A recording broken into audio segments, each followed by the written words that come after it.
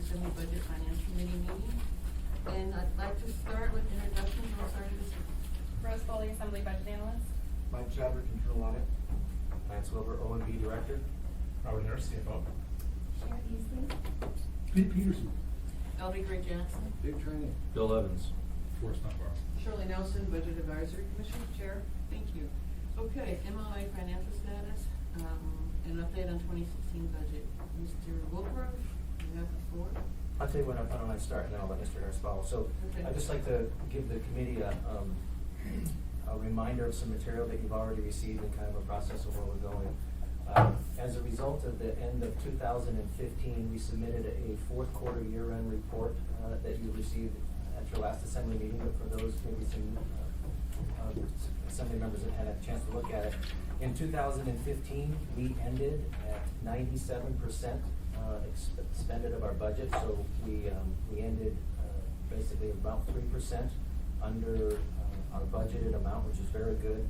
About 98% at labor, and a little about 97% from non-labor, so very good from the departments. I mean, that's a combination of a result of things that most of you are aware of. The mayor's directed to save a little bit, and then the departments having some opportunities to save some money. I want to highlight a couple things that in the report. One of them is in the IT department, they were about 86% spent, but really that was when we put the pause on SAP. That's the cause of that one.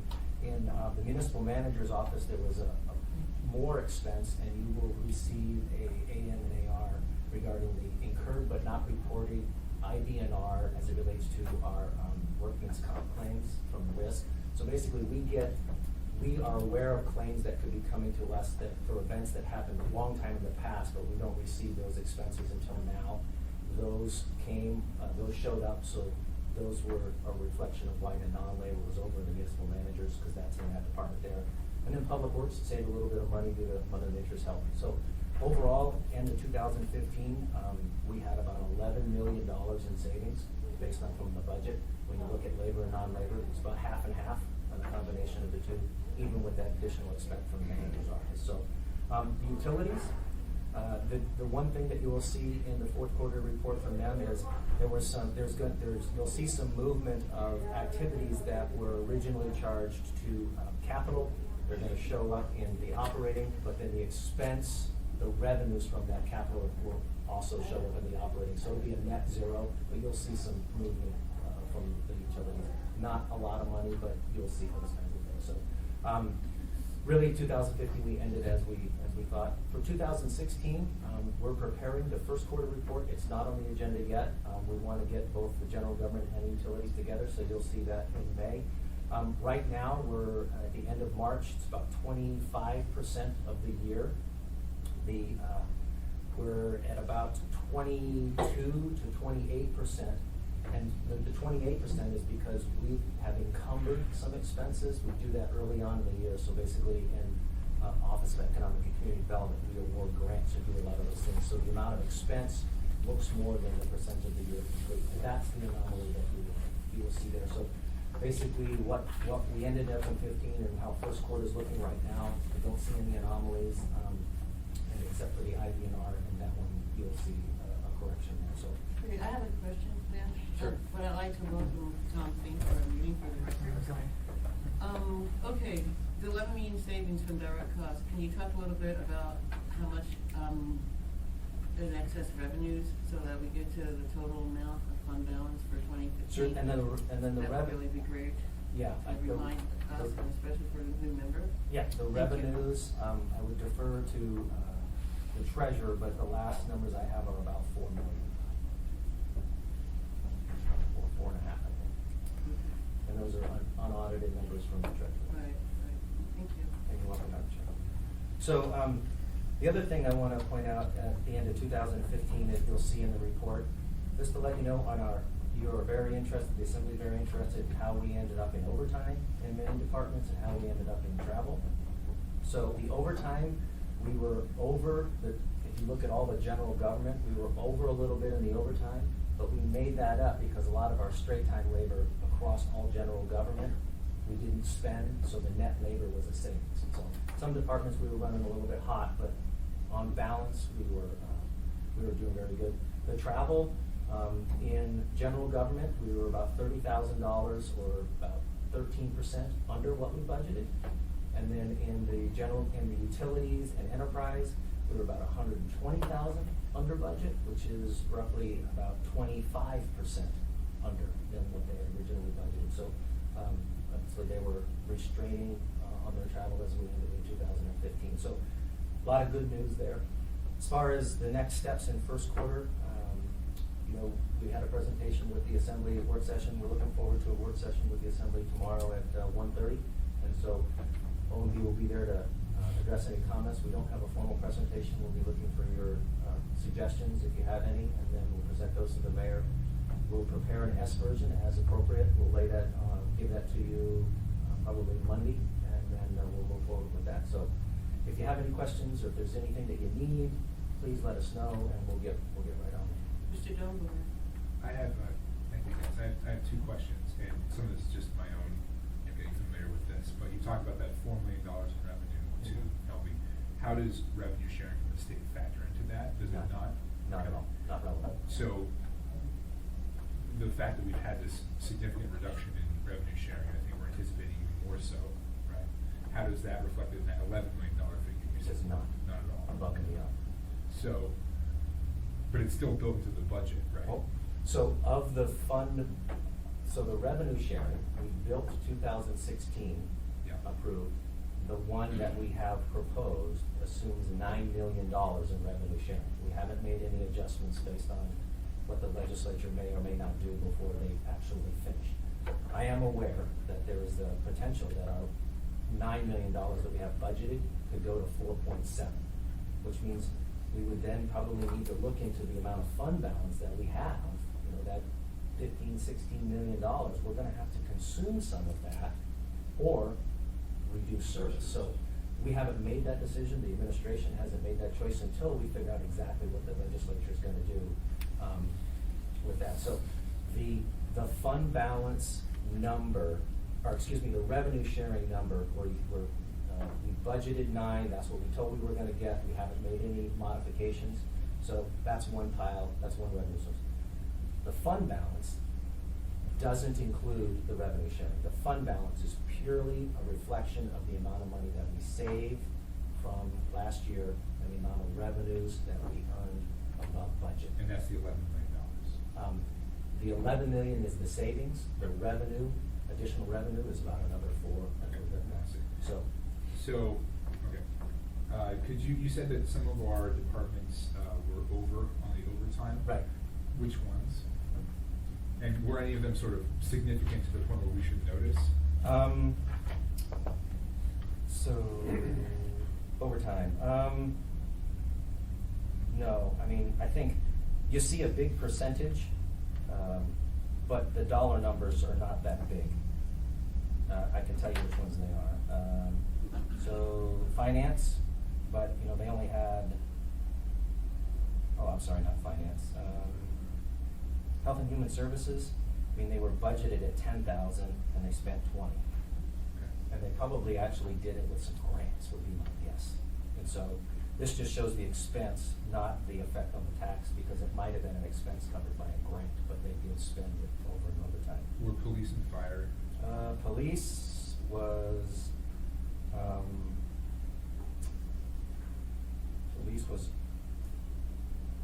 over by a little bit, 8%, and then fire was under. Fire was 17% under budget. Anything else, Mr. Dunbar? Okay. Thank you, Mr. Dunbar. Please continue. So, Madam Chair, I think we've, and again, just to summarize, 15, we're doing pretty good. You're gonna look for your next meeting, or your first meeting in May.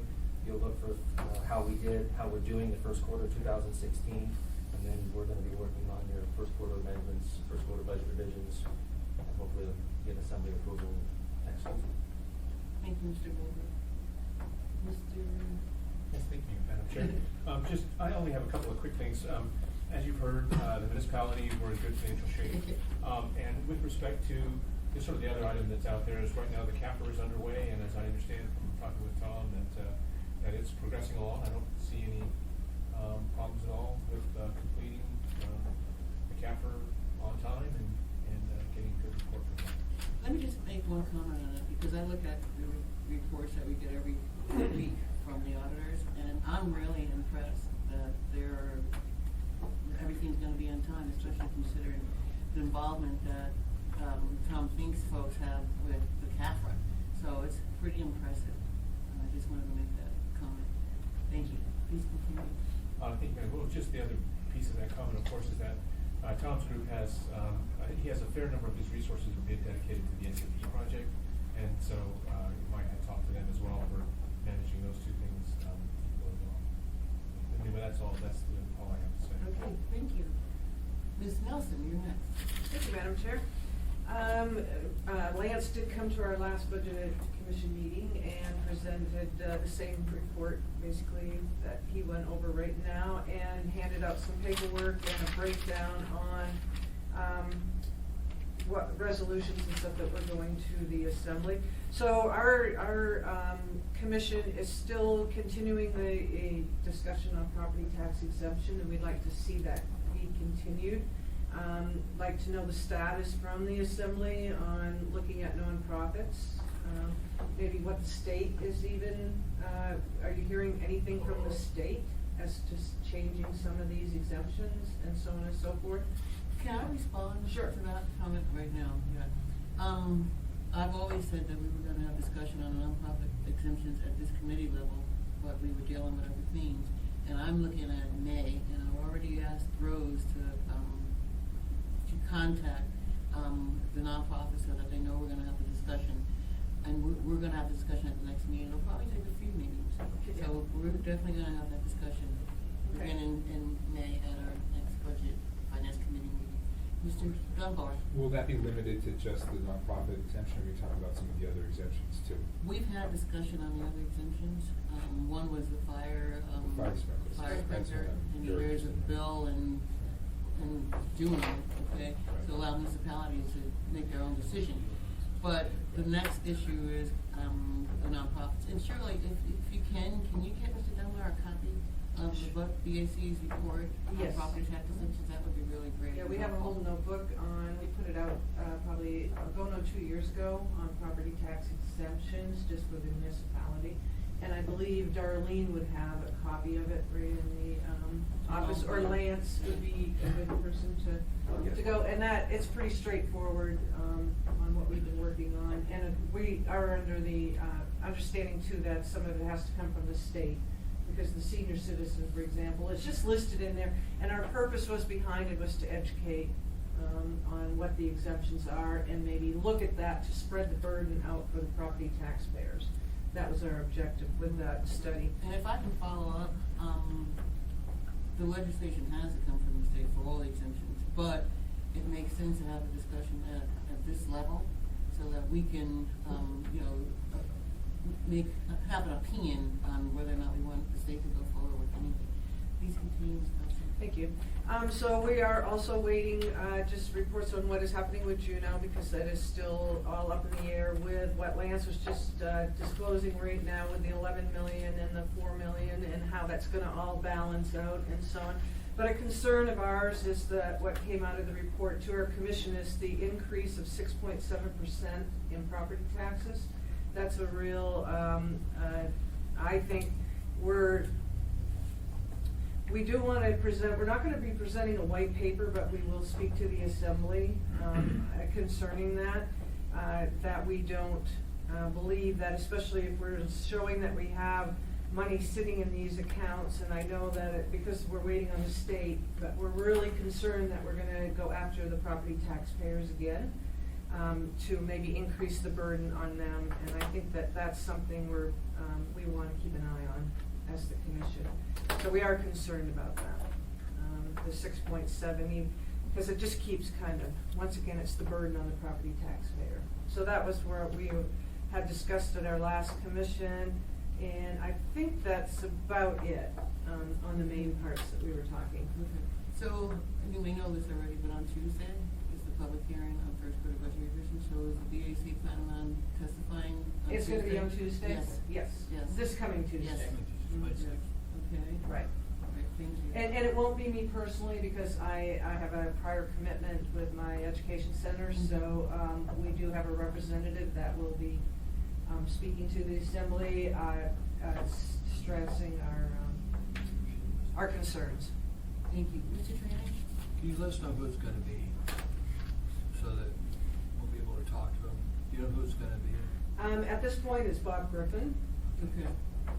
As he volunteered, just at our last commission meeting, because I said that I would not, and I just put a call into him this morning, and I've not heard back, he might be flying. Okay. Well, And great. so- I'm glad that. Yeah, somebody and did he's that. he knows it very well, and so we just wanted to make sure that we made a presence there as the commission and be on record as to our recommendations and concerns, especially about the 6.7. Right. And I know we've done the white paper reports before, but I think sometimes it's better just to verbalize, so that's Right, where. and it is a public hearing, and it's Mhm. open to anybody and everybody. Okay. Thank you. Anything welcome. else? No, that's Okay, it. thank you very much.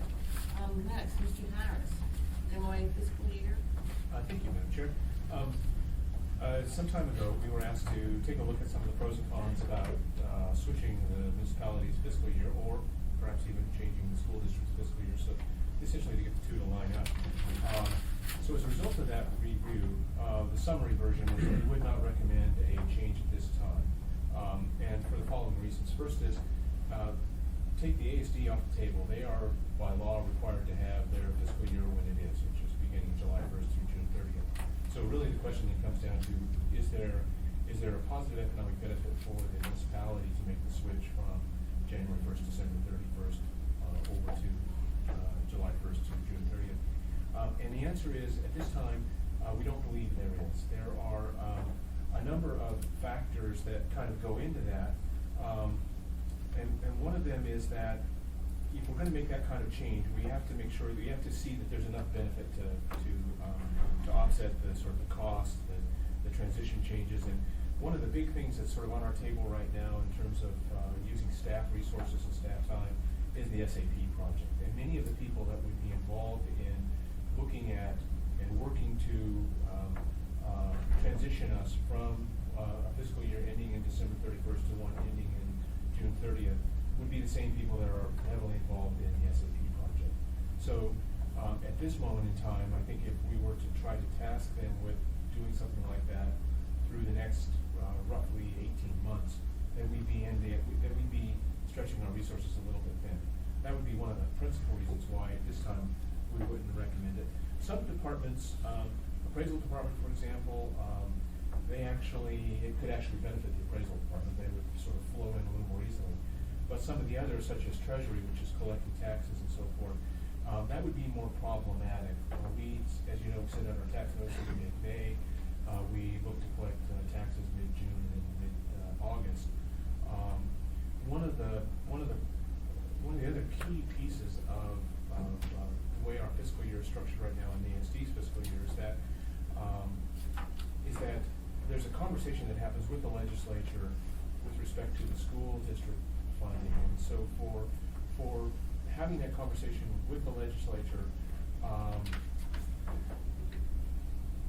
let's see how I can put this. So right now we put in our budget request. The school district puts in its budget request. The legislature looks at those numbers, comes back with their values, and then even through I'm guessing probably, Lance, you might know, late June, July, the governor can make changes to that.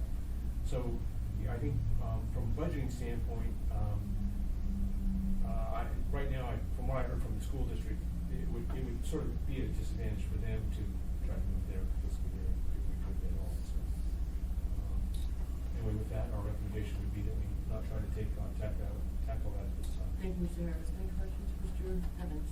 More of a comment. It's difficult having the school year and ours different, but I've been very impressed over my 2 years here of how well the administration is able to actually budget with some of those unknowns still to be resolved. We get very close. It's actually amazing how well we do budget each year. So it's not broke. I mean, it obviously is some difficulty because of the different years, but that sort of complicated big change seems only warranted if it's going to produce some really big benefits, and it certainly doesn't seem like that. So I think staying the course makes a lot of sense. Thanks. Thank you, Mr. Evans, and I just have a comment. This committee has a work plan, which is gonna be updated. And part of that work plan, one of the goals was to work more closely with the Budget Advisory Commission, which I've been doing through this committee, since I've been chairing the committee. And the Budget Advisory Commission requested that this committee look into, the MOA fiscal year and the school year, and that's the reason why, it's even on the agenda. Because we pay attention to what the Budget Advisory Commission has to say and value their input. And, with that said, I just wanted to give a little bit of history of why it was even on the agenda, but I really appreciate the time you took, Mr. Harris, to look into it. And your comments make sense, and so, right now, I think we're just gonna move on and take that off the table. Mr. Trainee? We can always address it after SAP is fully functional. Thank you, Mr. Trainee. Do you have any comments? Presuming there's a date. There's a date, no, it's coming. Okay. That's fine, thank you. Okay, you're welcome. Any other comments? Ms. Foley? Just wanted to share with you guys the revenue sharing bill, Senate Bill 210, initially had the senior citizen and disabled veterans tax exemptions moving from required to optional, and a change to revenue sharing. The exemptions language has been removed, but the revenue sharing restructuring passed on Sunday. The effective date's January 1st, so it's my understanding that we'll get the anticipated 9.2 million this year, and it will be reduced next year. The governor hasn't signed it